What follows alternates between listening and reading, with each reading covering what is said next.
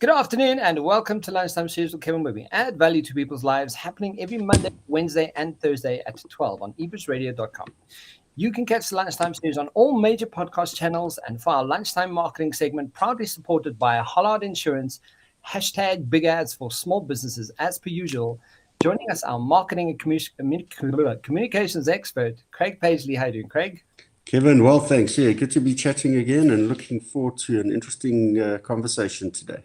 Absolutely. Exciting guest that we have joining us. But last week we had a really interesting conversation, and I just want to touch on that, Craig, where we had an incredibly engaging and active conversation last week with Tani Chawatsane Matiko, founder and MD of Purple Room Consultancy, joining on the show. And I really appreciated the intensity of the discussion, and it kind of went all over the show. And the fact is, some of the points made were quite controversial, especially the point about the content possibility. Yeah.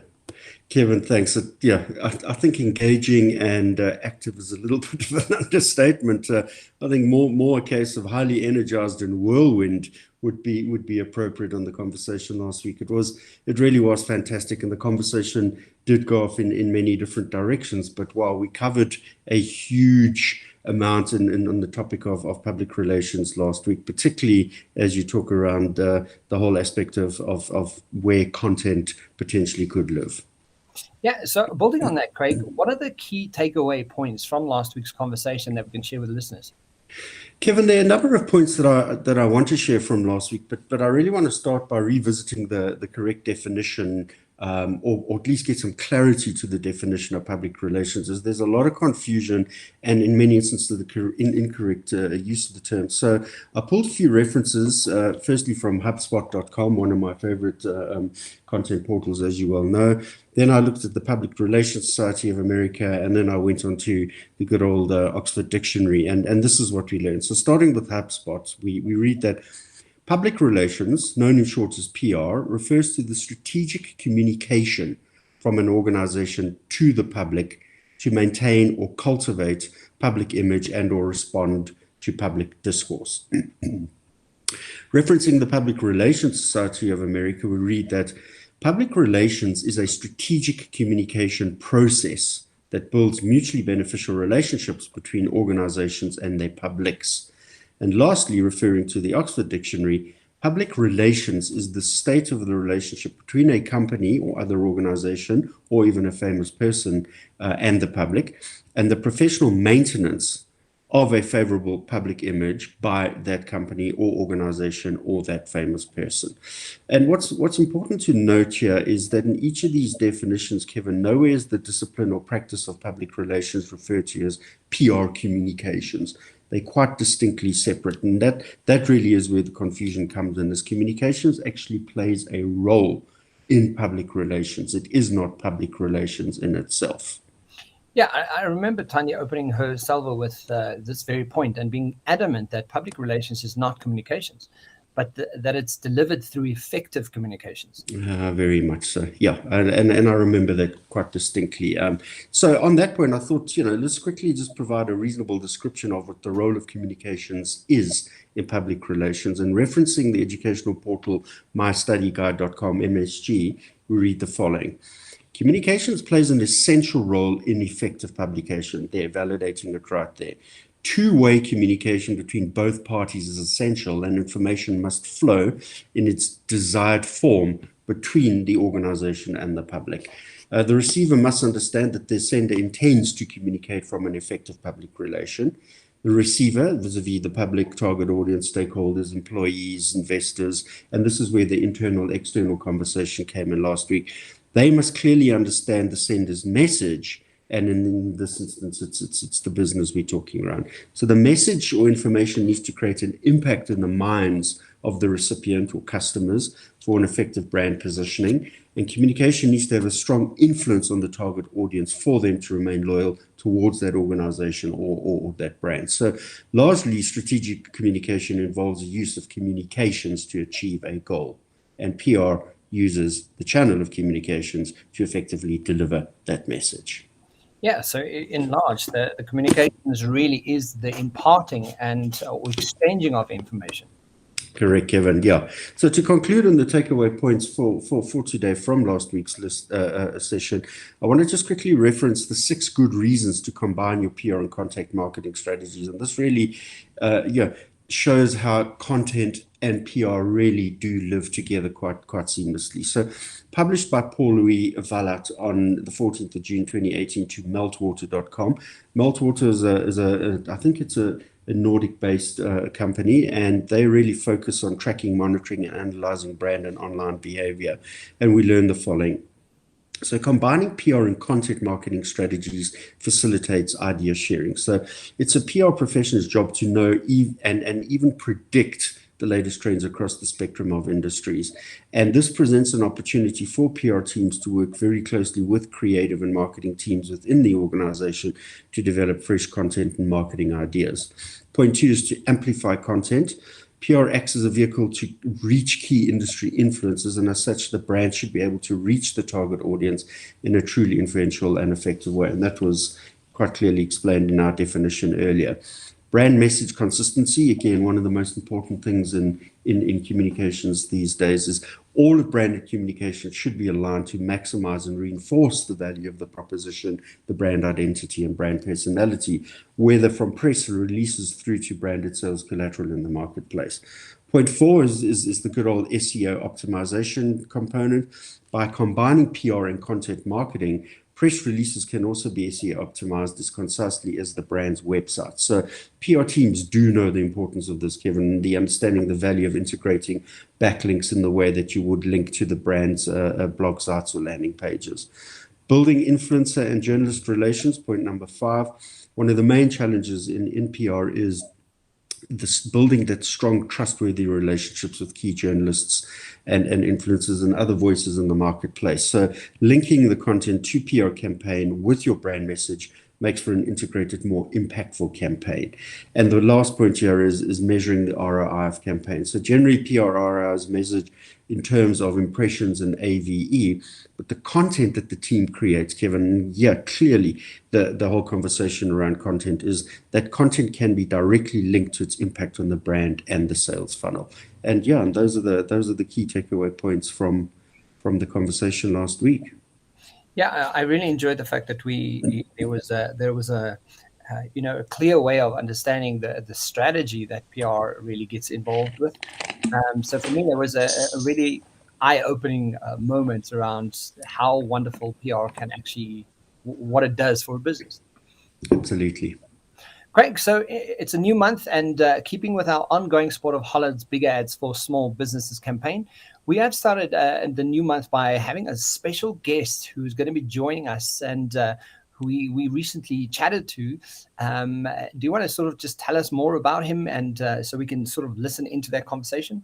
Yeah, Kevin, thanks, man. So just to kick off with, I just want to remind the listeners that each month we host one of the 12 SMMEs that were selected to benefit from Hollard Insurance's Big Ads for Small Business campaign, whereby the respective businesses gain exposure and mentoring from Hollard Insurance and leveraging all their owned and bought media platforms. And it's really been a phenomenal success to be able to bring these small businesses to the fore and give them a great platform to reach South Africans. So with that in mind, I'd really like to welcome Letlhogonolo Motseeng of Moja Chicken to the show.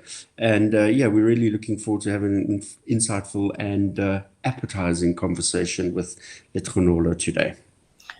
Craig, and so, as we introduced, because we have pre-recorded some of the conversation with him, I know that you've got some notes that you've made on him, and some of where he started out and where he started with his life. Yes, Kevin, thanks. So let me just sort of set some context to Letlhogonolo. Firstly, by quoting a really wonderful a paragraph from the article "Meet Letlhogonolo Motseeng, the brain behind Moja Chicken." It was written by Tebogo Mokoena and published on EWN.COZA some 5 months ago, and we read the following.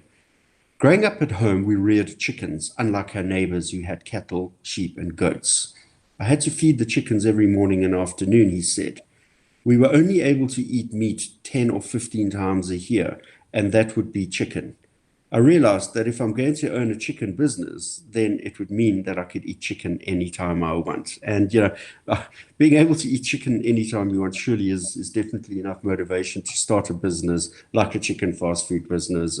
In this instance, Moja Chicken. But on a serious note, though, I just want to give you a couple of the insights to the incredible journey that Letlhogonolo undertook as a youngster, and this was by far all the strength and courage that he was able to bring to the business. So, yeah, Letlhogonolo grew up out of Joburg, and he already had the entrepreneurial spirit in mind from the age of about 11, where he would take his 10 rand that his mom gave him weekly, and he would go down to the little vendor and buy a packet of sweets, and then he'd go to school, and he asked the school principal if he was actually able to sell the sweeties individually to the kids at school. And he got permission to do that, which was really great. So then he actually started buying more packs, and he got a couple of other kids at the school to then on sell for him, which was really, really great. And as he progressed with this success, he ended up owning a spaza shop. Unfortunately, that collapsed, and he needed to regain focus, so he went back to school to finish his schooling. And then in Johannesburg, he came up to Johannesburg in 2005, and he was always on the great hustle, which really is part of that entrepreneurial spirit. He started selling branded T-shirts at the taxi ranks and informal markets. He actually then set up some fires and started selling grilled feet and chicken gizzards at the Shebeens, outside the Shebeens. And then in 2010, through this momentum, he actually then opened a kitchen where he started selling bunny chows and chickens. And he had some great success with that. And then he always had this vision, as I mentioned earlier, to have his own fast food chicken brand, and he started playing around with it and investigating it, and he developed a name which is absolutely phenomenal. Moja Chicken, meaning delicious, lekker, awesome, fine, and he wanted this short, beautiful name that would resonate with any cultural component of South Africa. Lekker is nice in Afrikaans, delicious for English, and Moja in some of the African dialects, and he just found the power of the single brand name that was quite far-reaching and universal, and incorporated that into this one brand for all of South Africa. It was really great to see him being able to achieve that, and he set all his structures and mechanisms in place, even though he was nowhere near launching it. But what he did is he really went and did the hard 9 yards. He did the SWOT analysis. He did the hard work in the 5 Ps, and he also then looked at ensuring what was happening in the chicken market. And what was a surprise to me, Kevin, is that South Africa consumes the third most. Let me reword it. South Africa is third in the consumption of chicken worldwide, behind the likes of Brazil and one of the other countries. And that was really quite an interesting learning for me there. So he understood the market, and he went and did the 9 yards, and he developed this brand on paper, in his head, in his passion, and he got to a point where he was able to actually bring it to market at a particular time, that being 28th of September 2019. All of this energy, vision realized, great opportunity, putting himself at the front line to make success. COVID comes along and just unbundles everything that he had done literally 6 months later. And he really went into an absolute downward spiral, suffering depression, having to sleep in his motor car at times for a single month, having used every bit of his savings, drawing from his provident fund, because he spent 7 years as a corporate citizen in a formal role, and he used everything he could just to sustain himself during that period. And he really got to a desperation state. And whilst he was living in the car, he was invited to, met somebody on Facebook who was one of his followers of helping him try and grow the brand, and he got invited to have accommodation, roof over his head for a period of time, and then he actually used that opportunity to sell his car to take his last bit of funding to inject that into the business to keep it going through that particular period, and that's when the magic started happening for him, because through this Facebook connection, or through another Facebook connection, I should say, he got exposed to the opportunity that Hollard Insurance was delivering this big campaign that they were looking for possible recipients from, and he was inspired to apply for this, even though he only had 2 days left to put his application in place. And it took him about a day to really motivate himself out of this depressed state to get to a point of actually getting the energy to do it. And he was thorough in his application. And, on the back of that, the story tells itself that he got nominated. He is one of the 12 recipients of this mentoring program and this marketing platform utilization. And he's just a robust, solid, dedicated entrepreneur who's got amazing stories to tell us and some wonderful insights to share for our listeners, Kevin. Yeah, and this is what we're going to hear now. We hear where he starts chatting about some of his journey and shares about some of his successes. So, Craig, let's listen in. Thank you very much. Yes. For the stats, at least each person in South Africa eats half a chicken a week.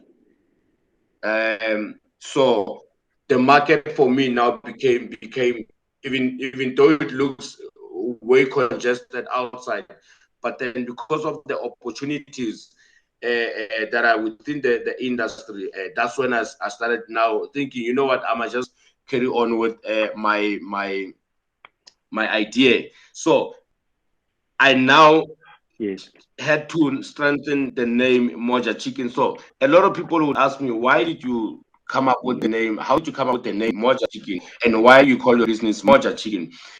For me, this is a South African brand that I wanted to incorporate everyone, every culture, every single person, every race into one brand. So the word Moja can resonate with a lot of people, and it's not a word that when you are trying to explain to the next person, it gets diluted on the way. Moja means delicious. Moja means lekker. Moja means awesome. Moja means fine. So if you're explaining to the next person what does Moja mean, and you say no, Moja means lekker, then it's called lekker chicken. Then it's called delicious chicken. Then it's called monate chicken. Moja means monate. All those things, and those are the words that Moja is one of the biggest South African lingos in the townships. Lekker is one of the biggest. Lekker is not just a proper word, but it's also a slang because on how we pronounce it. It's because if you pronounce it the correct way, it's lekker. But when you're using a slang, it's lekker. So it's one of the lingos used also in South Africa. So it's always easier to explain to the next person what does Moja means, and people can easily resonate with the brand or with the name. So that's why I had to come up with such a beautiful name and short name. But now I needed to explain to people what does Moja Chicken do. Are we a chicken broiler? Are we reselling chicken? Are we repackaging chicken? What are we doing? But then I was like, okay, let me just tell them in one with the logo. So when you look at the Moja Chicken logo, there's a slogan there that says grilled Moja to feed you Moja. So it means it's grilled lekker to feed you lekker. Simple as that. So people now can have an understanding of what Moja Chicken does. Then fast forward 2019, I decided to quit my 9 to 5. I used to work for one of the biggest tobacco company in SA. I quit my job. It was a job of 7 years.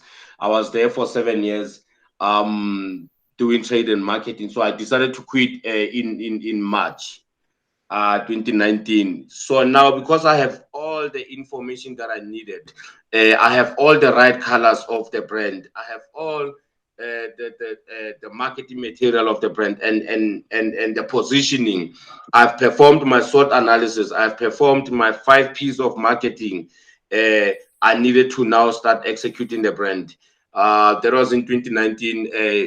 2019 September 28th. That's when we opened our first store in Soweto.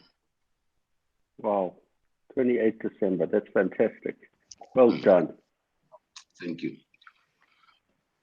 What a journey, right? So yeah, that's exactly. I'm going like, my goodness me, that's incredible resilience to know that you're going to come back each time to that particular place and brand, and that you'd obviously clearly set a defined future for yourself in launching this product. That's fantastic. Thank you. So Letlhogonolo, taking your amazing journey into account, please would you share the experience from initially finding out about Hollard's Insurance Big Ads for Small Businesses campaign to being selected as the worthy recipient of the media training planning and exposure that your business has received through this campaign? Yes, thank you, Kevin. So obviously now, because I am moving into entrepreneurship full time now, I had to change my content on social media.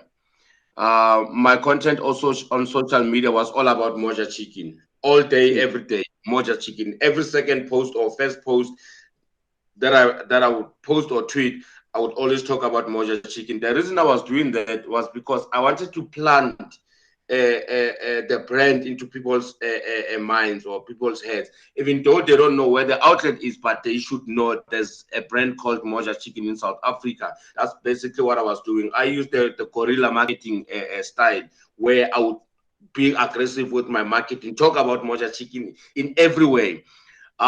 So there's this guy who is a friend of mine on Facebook. He sent me a link. I don't know him. He knows me obviously because we friends on Facebook, and he knows my brand because I always talk about it. So he sent me a link. Hey, Chief, I work for Hollard. His name is Boifang. I work for Hollard, and Hollard has told us that they are looking to assist small businesses to share their space with the small businesses. Are you interested? Then I was like, yeah, sure. And it was, I think when he sent me the link, it was 2 days or 3 days before the closing date. And I was like, yeah, sure, I am interested. And that found me in a, remember now, I opened the business on the 28th of September 2019. 6 months later, March, we are on a hard lockdown. I don't have an income. I don't have nothing. Now, yeah, things are tough now. I'm going through a depression. I'm asking myself too many questions. Did I quit my job at the right time? Why did I start this now? I'm just a mess. When he sent me that link, this is a true story. When he sent me that link, I think I was sleeping for like the whole 7 days or two weeks. I was just sleeping. I was getting into depression mode because of a lot of things were happening, and I was not that ready for such, because I have spent all my savings into starting up the brand. I've spent all my savings, provident fund, pension fund, everything into starting up the brand. So now I'm stressed. He sent me the link. I'm even lazy to open the link. He sent it via WhatsApp. Then I send it to my email. I opened the link via my laptop. Then I went through that link. I'm like, yo, this thing, it's a long link. Am I going to start this or not? I'm like, there's nothing that I'm doing. I took a chance. I followed the link. I applied. And my application was successfully sent. And it was a quite not that long process, but it was that process of, you are just anxious of what's going to happen. Are they going to call you? Are they going to send you an email? I mean, Hollard is a very, very big company, and then you're looking at yourself like, but I'm so small. Are they going to see me? How many people are going to apply? What if thousands and thousands of people apply? Are they going to see my tiny company? Are they going to see my tiny email? What will happen? I was literally praying about it now, because now when I went through the information, I started now becoming more interested about wanting to be part of it. And then 2 months, I think a week, a month later, I got an email from some agency. I think they were using agency at that time for vetting process, to say I've been shortlisted. I'm one of the 30 companies that have been shortlisted. But now at that time, Hollard is looking for 12, but at least I made it to 30. So I'm like, okay, there's hope here. And then I went through a long interview, 45 minutes interview with that agency, asking me about the brand, creating scenarios, and me answering questions and all of that. And then the interview finished, and then the guy said he's gonna call me in 2 weeks. Hey, 2 weeks gone, he's not calling me. Hey, I'm thinking now, that means I didn't make it. I'm stressing. Then I called the guys like, no, we're still busy with the selection. You will get a call from Hollard if you are selected, or if they need to do furthermore interviews. Then I got a phone call I got a call from Johanna and the team from Hollard now. I was so excited. Now they took me through the interview. It was a WhatsApp call interview. Then for like 30 minutes, I believe I nailed it. And then a few days later, they confirmed that I've been selected. That changed my life.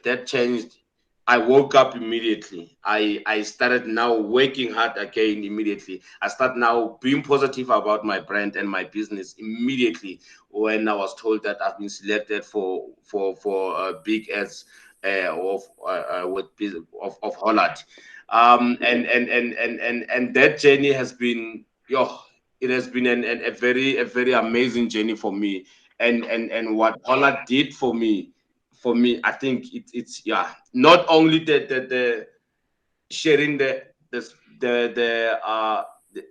marketing space with me, but they have done a lot behind the scenes for my brand. They have done a lot behind the scenes, not only putting out an ad for Moja Chicken or a street post for Moja Chicken, but behind the scenes, they have done quite a lot. Yeah, so that's just, again, the resilience. I think there are a lot of people around the world that really battled during the reality of COVID lockdown. Depression set in. The South African Depression Council had the highest increase in call rates in its history. They're, interestingly, men who've never phoned in to talk about depression were phoning in, youngsters. So I can just absolutely understand the torment and fear that you were going through, having used up every single last cent of your savings and provident fund to launch a business, only to have the world shut down around you during that period. So, well done on your resilience, and congrats again for making it through and being selected. You obviously knew how to push the right buttons and sell yourself well there, Letlhogonolo. Yeah. Thank you so much. Thank you so much, Kevin. Yeah, pleasure. Comments from your side on that journey? No, just listening to it, it is, I think it's, when you listen to success stories like this, it's very often, you in that space of despair, and you kind of go, okay, well, let me just take one more action and one more action and one more action. And so many stories we've heard, so many times we've heard of success stories like this. It also, it has a similar theme. So like, just, good on you for keep on going and that having that spirit to really kick into gear. It's just amazing. Thank you, Kevin. Thank you. Yeah. So yeah, again, I'm ever so grateful to Hollard Insurance's campaign to help you not just through the advertising platform, as you mentioned, but actually to bring some guidance to business and help your business succeed and ensure some sustainability through the mentoring program that goes on the back end as well.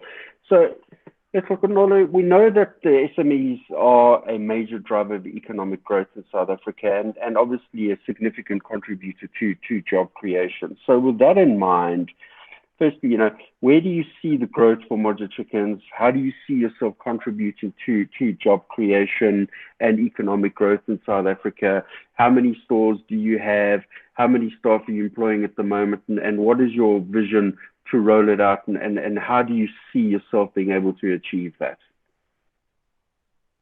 Yes, thank you, Craig. So,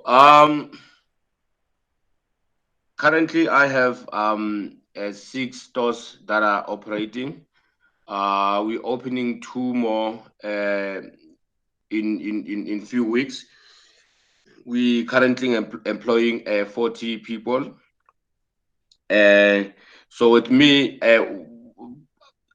I understand that one person in one household can feed a minimum of 5 people. So that means each store it feeds because each store has got five employees. So each store that means it feeds 30 people.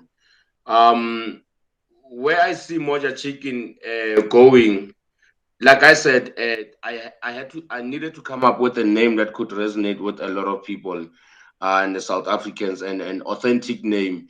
Even our sources, we own our sources, we own our spices. They are very, very unique and authentic. You can take them outside South Africa and you can still compete with the rest of the guys who are that side in Africa. That's exactly why I see Moja Chicken in the next 5 years. I would like to venture out into other parts of Africa. But for now, my biggest goal is to at least minimum within 5 years own or open 100 stores across the country. Once I get to the 100 stores across the country, then I can start moving to other parts of Africa. That's exactly why I see Moja Chicken going. With our business model, I think I believe it's possible to have 100 stores in 5 years, due to our business model and how we communicate with our customers or our people. We always we use the language that our people uses. We always make sure that we give people what they want. So I believe the growth. I mean, in 2 years' time, we managed to open 6. Now we're opening the 2 more, which is now 8 in 2 years' time. But obviously, that was when the brand was still starting up. Now the brand is now in motion. We are growing. I mean, on Twitter, we are sitting on over 22,000 followers. Which was an organic growth. We never ever had any sponsored tweet. We never had any partnership tweet. We've been just tweeting organically, and we've managed to have over 10,000, 22,000. And on Facebook, we're also growing, approaching 10,000 followers. So I think with that, it was such a growth, and the support that we're getting from Hollard, we definitely going to grow even much faster and bigger in the year 2022. That's absolutely incredible. It is. It just goes to show that with someone having that vision and that spirit of inspiration to keep it going. Yeah, you are employing staff, and you have a direct impact in South African economy in a big way, and to hear that and to see a brand grow and to have that aim and goal to reach 100 stores, that's I think big ups to Hollard for being part of this, because it's really impacting the people on the ground. It's really impacting lives. Yeah, Kevin, it really is amazing to hear stories like this. And yeah, but what scares me is what are all the support mechanisms outside of a Hollard campaign to ensure your longevity and success? So currently 6 stores, 40 people. 40 people is you're building a culture in the business. How do you manage that culture in disparate or, are these formalized stores? What is the brand consistency? What is the behavioral aspect? What is the manifesto that the staff can read each day and put their hand and their heart on and say that they're delivering against that? Where are the HR controls and the HR support when you're having staff issues and things like that? So, those are the aspects that small businesses fail around if they don't have access to support mechanisms to guide you through that. And many small businesses can't actually afford those individual roles within an organization. To have an HR director at this particular point in time, or somebody who works across HR into some other operational functions, may be a vitally important person in your business. Do you have those kinds of layers and roles in the organization?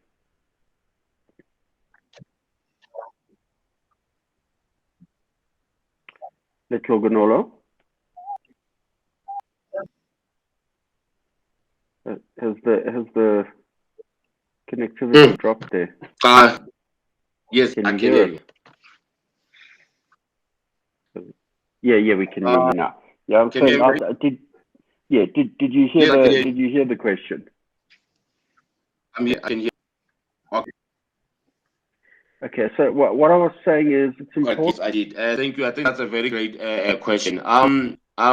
So with like,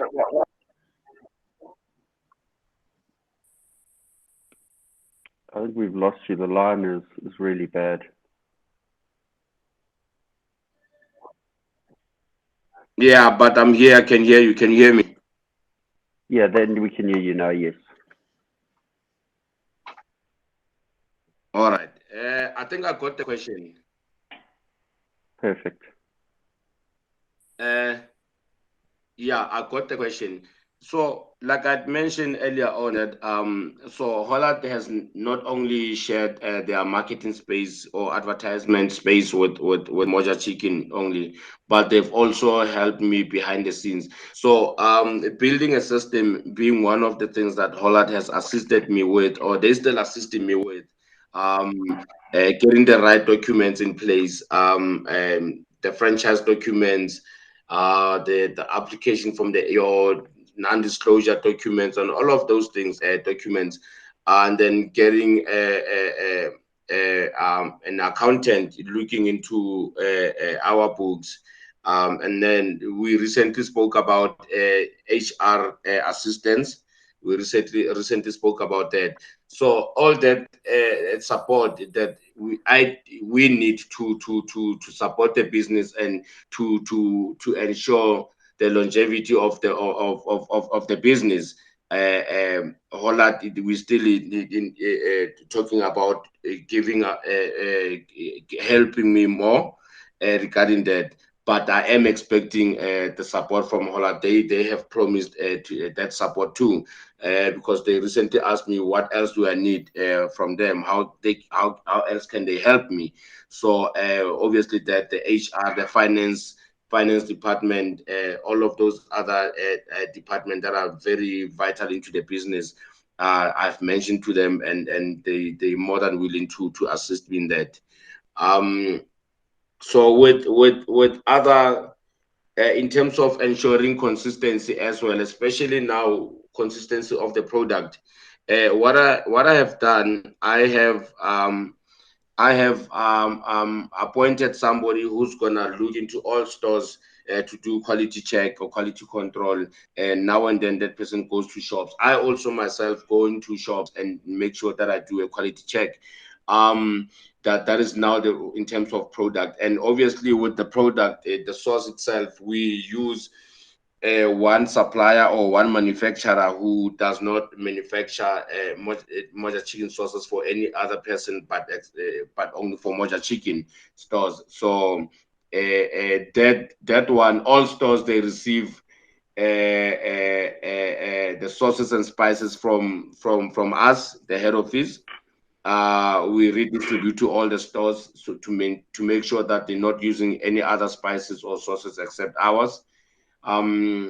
Yeah. And in terms of chicken, we have specs that we have in place, so that if you have to source chicken from a local supplier, we need to approve that and go through that spec and check, do the quality check of that chicken. If it's good for our brand or not, then you can use that. Obviously, the reason I'm approaching that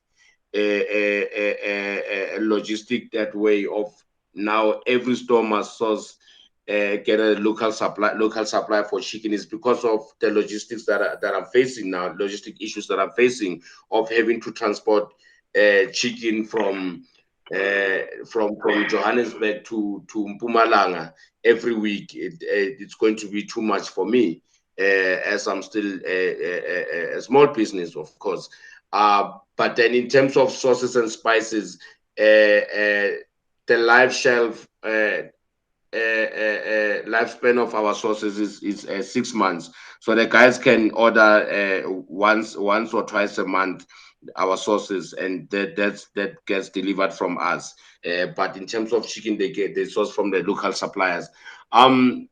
We have that in place. I also have now and then I get mystery shoppers to go into outlets to just get me the information and send it to me.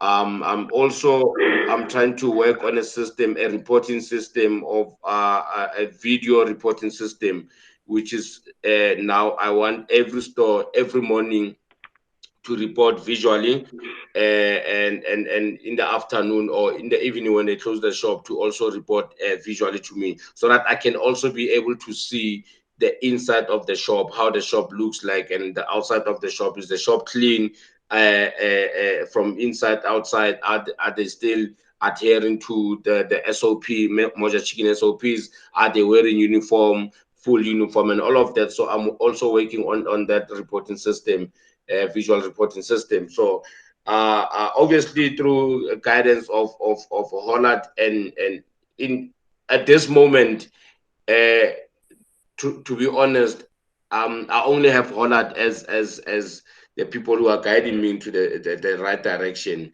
I don't have anyone else, because I got into this business with no knowledge. With no experience, but just from my research, and then I took a risk of getting to such a business without any experience. But because now I have people like your Hollard who are giving us the support, and also I'm also always empowering myself by making sure that I do constant research. I read about the industry. I understand the industry, where the industry is going, what the industry requires, then try to align myself or my brand with what's happening in the industry. Like recently, we've changed our packaging, because the packaging that we used was just for the entry level. But now, because the brand has grown, we need to now change the packaging and align with what's happening within the industry, so that you don't get customers who love the chicken, but they're always complaining about the packaging when it gets to them via Uber Eats or our own deliveries. Then they like that, maybe the paper is soggy or something like that. So all that feedback that we're getting from our customers, and of course from opposition, making sure that I understand and I know what the opposition is doing, even though I won't get the most information of the inside of what they are doing, but whatever that I can get from what the opposition is doing, I always make sure that I gather that information and use it to also align my brand with what the industry is, what's happening in the industry. Yeah. Because what I've realized when I started, when I came in, what I did was, I wanted to sell I wanted to sell a bigger chicken. When I came in, I wanted to sell a bigger chicken because that's how I wanted to compete with the industry. But then I realized, but let me not fix what's not broken. Let me fight with the pricing. I mean, when somebody's eating a drumstick, they're not saying I'm eating 300 gram of a drumstick. But people will always go there for the taste and the price. But now every business or most of businesses are price driven. So let me just, if everyone is selling 1.1 kg of chicken or 1.2 kg, let me also sell the 1.2 kg and not sell 1.3 or 1.4. Because 1.4 becomes more expensive. You use more sauce, you use more gas, you use more time, so it becomes expensive. So but I could only see that because of now taking notes of what the oppositions are doing, and that's exactly what we have in place. Fantastic. So Craig, you've got a question around the COVID as well. Yeah. So I was wondering if you did manage to sustain the business during COVID, which obviously you did. The fact, launching in September 2019, and here we are some 18, 20 months later, having gone through COVID.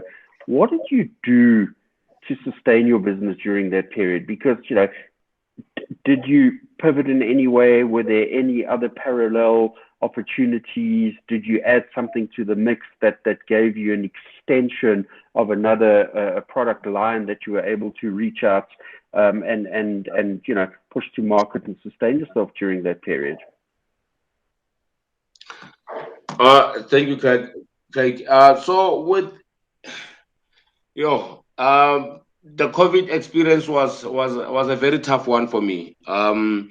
Was a very tough one for me because I remember when around the lockdown was in March, and around May I was out of my place. I didn't have a place to stay.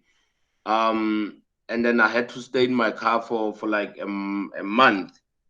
Yeah, I stayed in my car. I was sleeping in my car for a month. Until I met this guy who decided to give me a place to stay. And then there was now around May, and then in June I sold my car so that I could buy bikes and sustain the business as well. Because obviously the Hollard campaign came later, and the campaign started in, I think, on the 20th of January in 2020, but in 2021 this year. But I got confirmed with Hollard somewhere around December, I think. Yeah, I think around December. Yes. But now, obviously, now around in June, July, I didn't know anything about Hollard and what's gonna happen. So I decided to sell my car just to sustain the business. It was a tough experience. It was a tough time for me and for my business. Had I not sold my car, I don't think my business would have existed. I needed to sell that car so that I could inject that money back into the business and keep it going, keep it running, even though I was not making enough money for me to sustain myself, but at least I could make enough money to keep the business running, which was my what was driving me. For as long as I could drive the business with whatever that I'm making, I will just keep on going. And yeah, that's what I did. But it was a very tough time for me and my business. Well, respect, absolute respect, and just dead set, dedication and intention to survive and come out the other side to grow the brand, and that's absolutely admirable and courageous. A really fantastic achievement there. Yeah, Kevin, we getting to the end of the conversation today, and I just really want to share a couple of pointers that I've picked up during the conversation with Letlhogonolo, and really phenomenal journey. Obviously, quite a painstaking journey for you, and you've had indicators point you in the right direction, which is really great. So yeah, your intention is to build this phenomenal brand to achieve 100 stores across South Africa in 5 years and then move on to the continent. Opportunity there is great. Looking at the likes of Nando's sitting at the value of 1,678 million at position number 6 in Kantar Brandzy's most valuable brand ranking in South Africa 2021. One day, let's hope to see your name up in lights in those rankings there. What I love is the way that you're actually starting to bring digital into your business. Yeah, brands are being led through digital first business models, and if you can enhance and advance your digital capability relative to, you know, being able to do remote quality controls, keep the standards of the brand in place, manage stock shrinkage and all of those variables through the handheld device, that's absolutely fantastic. The reality of being able to understand that you don't necessarily need to compete with a bigger product at the same price because it's actually going to cost you your business at the end of the day, is by taking parity, finding a way to turn parity to your advantage through the likes of flavor and experience at the point of purchase and things like that. And if you can continue to do that, I think you're going to really, really outshine many of your competitors. And the other point that I really, really appreciate is the way you're able to start allowing your franchisees to source from local communities, because that in itself is an extension of job creation and economic building. It does come with certain risks and a lot more efforts to ensure the quality controls and the likes are in place.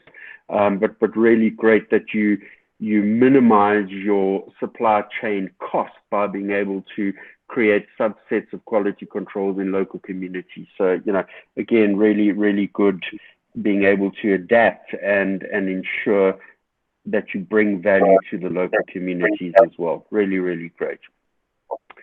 Kevin, yeah, just, you know, understanding the 5 P's of marketing, price, product, place, promotion, and most importantly, people, because it's people who purchase the product at the end of the day, and being able to build a business plan, even if it's just you fleshing it out the way you have, Letlhogonolo, is understanding the principles of marketing, doing your SWOT analysis, and really knowing how to leverage social media, particularly in organic way, and great success of 22,000 organic Twitter followers and nearly 10,000 organic Facebook followers. Being able to leverage those touch points is vitally important for any small business to succeed these days. So you've got the basics right. You've got great support around you in being able to expand and move on to the next point. So big up to Hollard in that regard. And, you know, as we always say on the show, Letlhogonolo, is that, yeah, we're here. We're another extension of a marketing platform to be able to help you leverage the exposure and, you know, pick up the phone, have a call, and you know, chat to us and see what we can do to give you a leg up as well. Good man. Yeah. Okay. So thank you for sharing your story and your insights, your courage and your spirit to carry on and make things happen is incredible. It just speaks to, you know, the Ubuntu kind of way of moving forward, and, you know, getting back to it and having that spirit of you and the spirit of the people and relying on that, and someone giving you a place to live. You know, with little things like that, you've got to this point, and I'm like, you are such an inspiration to so many people out there wanting to start something that aren't, you know, they don't have much, they don't know what to do, they don't know where to go. So yeah, it's just inspiring to hear it, and congratulations and well done, because I think, you know, we're looking forward to having you back when you have those 100 stores. And tell us, you know, how's it going with your 100 stores? Definitely. Fantastic. Yeah, no, but I think we move into the right direction, because recently I've been getting calls from investors who wants to help me escalate the vision and the dream. So I've been talking to investors now who really wants to invest money into making sure that we do build those 100 stores. But yeah, I think it's highly possible. Fantastic. Fantastic. Good luck, and I know you're going to do it. Thank you so much. Thank you so much. I really appreciate it. Yeah, guys, thank you for today's conversation. Letlhogonolo Motseeng from Moja Chicken, thank you for joining us. Craig, any last thoughts? Any last comments? Yeah, Kevin, I'm absolutely taken back and inspired by the personal journey that Letlhogonolo has had. Somewhat more difficult than some of the other visitors we've had to the show. So really, that in itself has to be a great motivator for so many folk out there wanting to start a business. It's never easy. It really, really is never easy. But if you can learn from the dedication, determination, and commitment that Letlhogonolo Motseeng has delivered in achieving the success and positioning his business to now have investors want to participate in building that future success, I think that is absolutely admirable. And we need to document more of these stories coming out of the campaign. I think Hollard probably will is a little blueprint of the experience that each of these businesses have been through and share that so many more youngsters, young entrepreneurs, hungry business folk get the opportunity to see that it is possible and take the risk and launch something incredibly successful. Absolutely. Thank you. Letlhogonolo, thank you for joining us, and thanks for being a wonderful guest and sharing your story. Thank you so much, gentlemen. Just in closing, to young upcoming entrepreneurs like myself, the first thing that you can do before you get into the entrepreneurship, I think the most important thing is self-introspection. Know yourself, know how resilient you are, and know if you're going to be able to outcome the hardships that comes with entrepreneurship. And always remember that entrepreneurship, there's a school fees that needs to be paid, and you need to pay that school fees. It could be losing a car, losing a house, losing family, or losing friends, or losing whoever, but there's a school fees that needs to be paid in the entrepreneurship. It could be sometimes it's earlier in your career, sometimes it's later in your career. We often hear people saying they lost their houses and cars, but they managed to bounce back and get on it again. It's true. People are not fabricating their stories. It is happening in the entrepreneurship. So always know yourself, self-introspection. Thank you so much. Fantastic. Thank you. Really is. Craig, in closing, finally, what do we have lined up for next week's podcast? Yeah, Kevin, I thought a great opportunity to having brought some of the conversation around Nando's and its positioning in Kantar's ranking. I thought it'd be great that we actually look at the most recent 2021 Kantar Brands' most valuable SA brands ranking, and a nice build on what we spoke about a few shows again, where we were looking at the brand value rankings across the continent with Tebe Kalafeng moving through. I'm inspired by what I've seen so far in the ranking, and there's a lot to share. Particularly in light of the fact that brands are still resilient, even though there was a net loss of 3% across the total ranking value of the top 30 brands in South Africa. There's some wonderful surprises of brands that are shooting the lights out, and I'm looking forward to sharing that with everyone next week. Fantastic. Guys, if you want to catch the Lunchtime Marketing segment, happens on ebizradio.com every Thursday at 12. And that's with hashtag Big Ads for Small Businesses, supporting the Lunchtime Marketing segment every Thursday at 12. Guys, thank you for joining us. Have a wonderful day, and we'll chat to you soon.